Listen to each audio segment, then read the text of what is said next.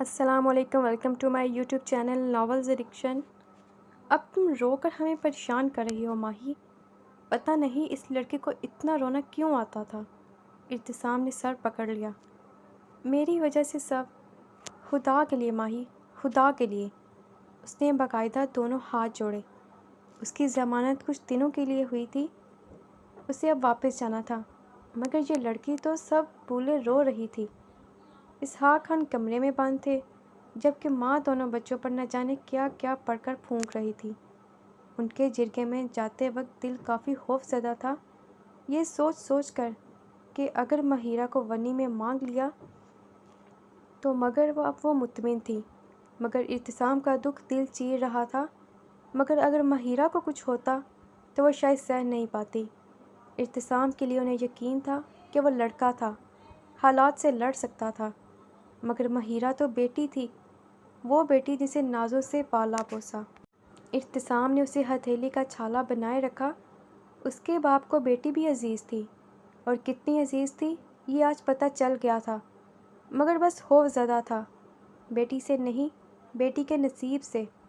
وہ اس پر سختی بھی اسی لیے کرتا تھا کہ اسے سختی کا بھی پتہ ہو، مگر مہیرہ، وہ کب ان کے غصے یا ڈانٹ پر خفا ہوتی؟ وہ تو باپ کی فکر سمجھتی خوش رہتی تھی۔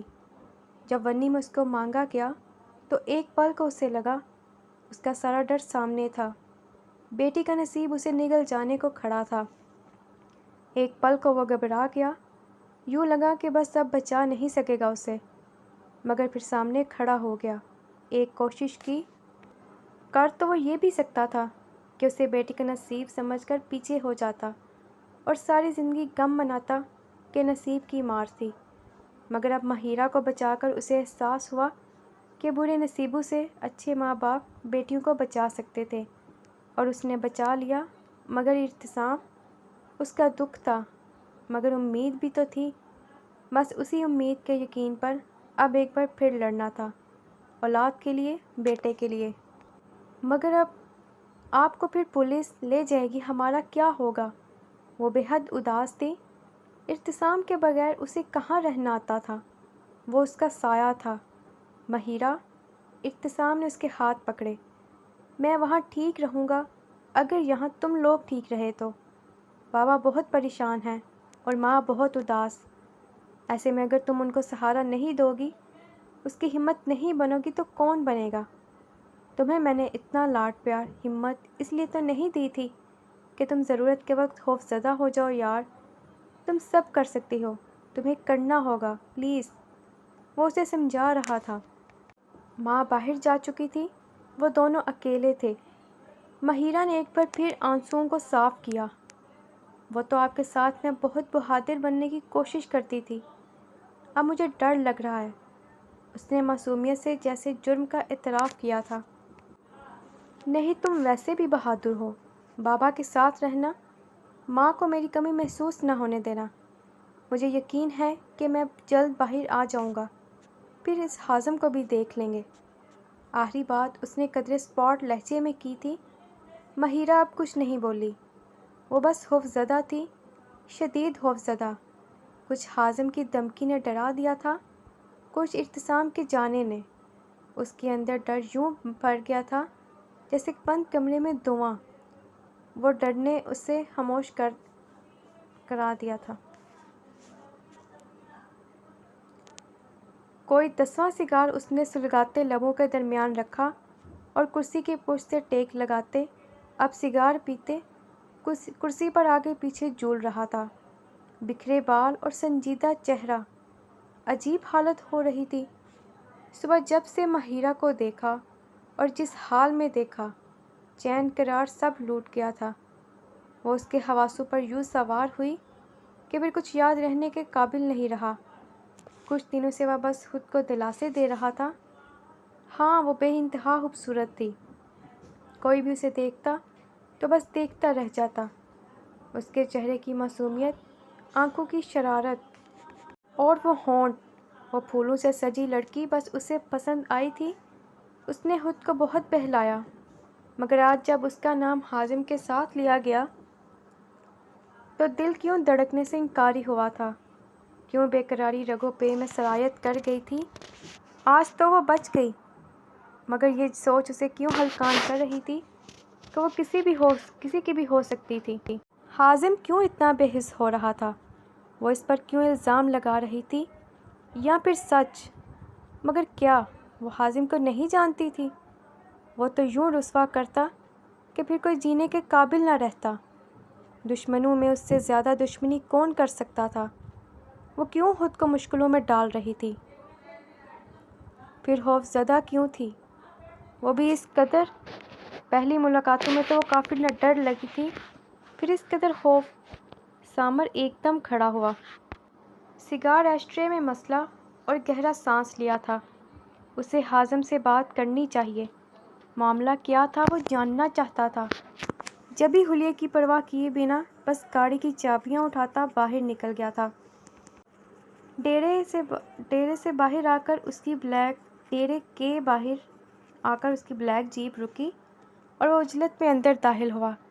جانتا تھا کہ اس وقت حازم وہیں ہوگا، اور ہوا بھی یہی۔ ڈیرے کا یہ پورا کمرہ ہی جیسے دھویں سے بھرا ہوا تھا، اور وہ سگار پیے جا رہا تھا، بال بکھرے سے اور چہرے پر چھائی وحشت۔ سامر کچھ چونکا۔ اتنی پریشانی، وہ بھی تمہیں؟ اس کے سامنے بیٹھتے وہ قدرے حیرانگی سے بولا۔ دونوں کچھ بکھرے سے لگ رہے تھے، ایک ہی لڑکی کی وجہ سے۔ تم اپنی بےقراریوں کی داستان سناؤ سامر میر۔ چہرے کی طرح لہجے میں بھی وحشت تھی۔ سامر اسے سمجھ نہ سکا۔ وہ سگار کو اور سامر اسے دیکھ رہا تھا۔ میں سمجھا نہیں۔ وہ سچ میں آج کل کچھ سمجھ نہیں پا رہا تھا۔ حالات ہی کچھ ایسے بن چکے تھے۔ مگر میں سمجھ چکا ہوں کہ تم اس لڑکی کے حوالے سے بات کرنے آئے ہو۔ سگار کو ایشٹرے میں مسلتے وہ سیدھا ہوتے اب کافی نرمی سے بولا۔ سامر کو حیرت نہ ہوئی۔ ٹھیک سمجھ رہے ہو، اور اگر سمجھ ہی گئے ہو تو مجھے وہ بتا دو جو میں پوچھنا چاہ رہا ہوں۔ تم چاہتے کیا ہو آخر؟ وہ سنجیدہ ہو گیا تھا۔ دونوں نے ایک دوسرے کو دیکھا، سنجیدہ، کچھ گہری نگاہوں سے۔ دو باتوں میں سے ایک بات چاہتا ہوں۔ پراسرار لہجہ۔ سامر متوجہ تھا۔ اور وہ دو باتیں کیا ہیں؟ اتنا تو تم نے دیکھا کہ اس لڑکی نے میرے مطلب حازم سرحان کے منہ پر بڑے گاؤں کے سامنے تھپڑ مارے۔ وہ رکا۔ سامر اب سپاٹ نگاہوں سے اسے دیکھ رہا تھا۔ اور یہ بھی جانتے ہو کہ میں ایسی حرکتیں کسی کو معاف نہیں کرتا۔ اس کے لہجے میں بلا کا غرور تھا۔ سامر کو جس کا ڈر تھا وہی ہوا۔ وہ بس سرد نگاہوں سے اسے دیکھ رہا تھا۔ اس کو بھی نہیں کر سکتا ہوں، کسی صورت نہیں۔ اس نے صاف سر نفی میں ہلایا۔ وہ کہیں نہ کہیں اس کے دلی جذبات سے واقف ہو گیا تھا، اور یہ ناقابل برداشت سا لگ رہا تھا۔ تم چاہتے کیا ہو وہ بتاؤ۔ بے لچک، بے مروت، سپاٹ لہجہ۔ سامر کی نگاہوں میں اتنی ہی آگ تھی۔ یا تو اسے برباد کر دینا چاہتا ہوں، یا پھر۔ وہ رکا، ذرا سا اس کے پاس جھکا۔ یا پھر۔ وہ سوالی ہوا۔ دل کچھ تیزی، کچھ ناگواری سے دھڑکا تھا۔ یا پھر اسے پانا چاہتا ہوں۔ اب تم مشورہ دو۔ تیری تو۔ مگر اس کی بات پوری ہونے سے پہلے ہی سامر نے پل میں اس کا گریبان پکڑا، یوں کہ دونوں مقابل ہو گئے۔ پھولی رگیں، سرخ رنگت۔ حازم سرحان کو اسی پل یقین ہو گیا کہ سامنے کھڑا اس کا دوست، وہ ہُوبہو شخص، اس لڑکی سے محبت کر بیٹھا تھا۔ وہ لاپرواہ حسین لڑکی شاید اس بات سے ابھی نہ واقف تھی کہ وہ ایک حاکم کا عشق اور دوسرے حاکم کا جنون بن چکی تھی۔ تو کیوں پریشان ہو گیا؟ تو کیوں پریشان ہو گیا؟ اس کا ہاتھ کالر سے جھڑکتے وہ طنزیہ لہجے میں بولتا۔ سامر کو جیسے اپنی جلد بازی کا احساس ہوا۔ تو لڑکے کو جو مرضی کہہ لے۔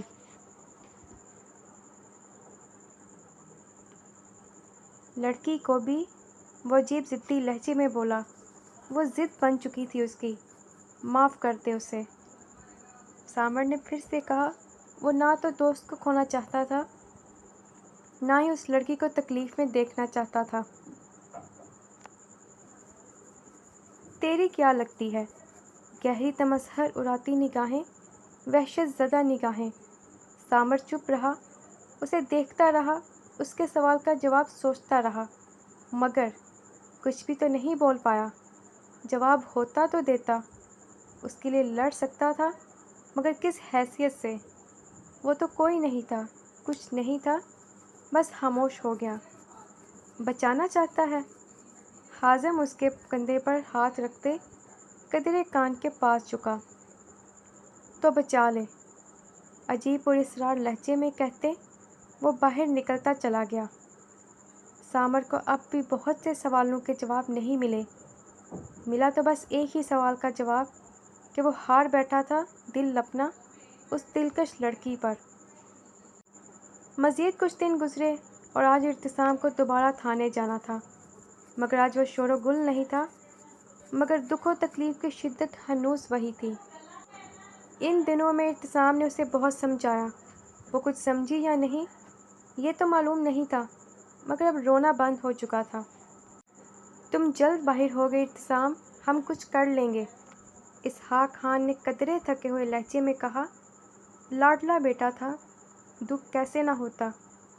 ضرور، بس ماں اور میری بہن امانت ہیں۔ وہ سنجیدگی سے بولا، کہیں نہ کہیں اسے ڈر تھا حازم کا کہ وہ انہیں نقصان نہ پہنچا دے، مگر جب یہاں تک خدا پر یقین کر کے آ ہی گئے تو آگے بھی اس نے ساتھ دینا تھا۔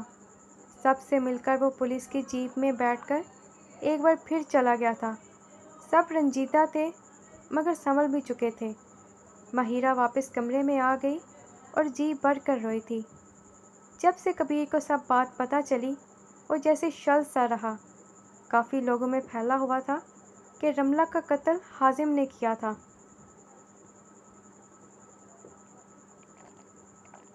کبیر کو یقین نہ آیا، کیا وہ اتنا شفاق بھی ہو سکتا تھا؟ مگر ابھی تک ہر بات کے آگے لفظ الزام لگا ہوا تھا۔ اس ایک لفظ سے کتنوں کے بھرم قائم تھے، ایک لفظ نے کئی عزتیں رکھی ہوئی تھیں۔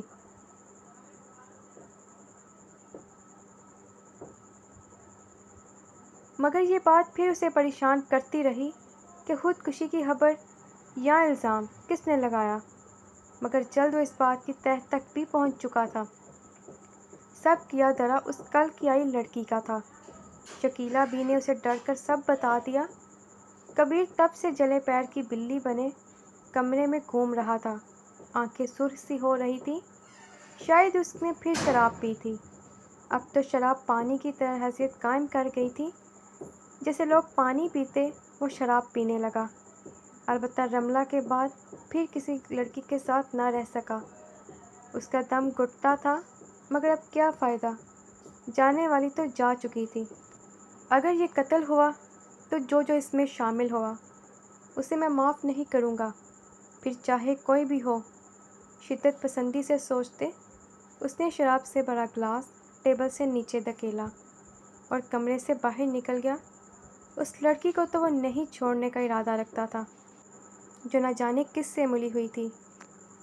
اچھا، تو میرے ریڈرز اینڈ ڈیئر سبسکرائبرز جو میرے اس چینل کے ہیں، سٹارٹنگ کے ایپیسوڈ میں اور بیچ کے بھی کتنے ایپیسوڈز میں نے اپنے نیو چینل کا لنک دیا تھا، اگر آپ اس کو وزٹ کریں اور سبسکرائب کر دیں، تھینک یو۔ اوکے، اللہ حافظ، پھر ملیں گے نیکسٹ پارٹ میں۔ Bye bye.